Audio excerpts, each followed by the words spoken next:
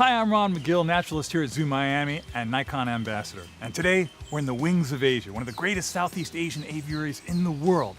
And our hope is to get some great shots of some incredible birds. The first challenge is actually finding the birds. You'll come into an aviary like this that is home to over 500 individual birds. You may hear them all around you, but when you first come in, you're a bit overwhelmed, and it's hard to actually start individually spotting them. But when you do, that's when you can focus in. That's when you can hone in on the animal and you can say, okay, how's the lighting now? What's the location? Where are the leaves? Where are the branches? What's the background look like? There's so many things that have to come together, but the challenges are what make it such a great reward when you can get that shot. Today to photograph birds, I'm going to be using the Nikon D7200 body combined with the AFS Nikkor 80-400 f4.5 to 5.6 lens. And on top of that, additionally, I'll be using the Nikon SB910 Speedlight.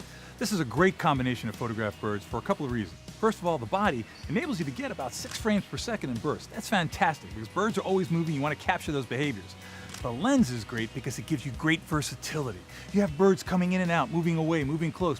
To have that zoom range, that 80-400 is just fantastic. You can go from an intimate portrait to a wonderful, almost environmental shot. I always leave the speedlight on my camera. Though I might not use it all the time, you never know when the conditions rise where you say, boom, I need that little pop of light, I need to get that refracted color. There it is. Once you found the bird, that's the first step. Now comes the patience. Now comes waiting to see how the light is working, seeing what the behavior of the bird is. Birds do different things at different times of the day. Early morning, they're going to be feeding. Mid-afternoon, they might be resting. Late in the afternoon, they may be singing. And that's when you have to come in and sit and wait. I often like to use the optional battery grip for a few reasons. First of all, it feels better in my hand, but it also gives me extra battery power and it facilitates me taking that vertical shot. Remember, the Greek translation of photography is literally painting with light, and that's exactly what we're doing here this morning.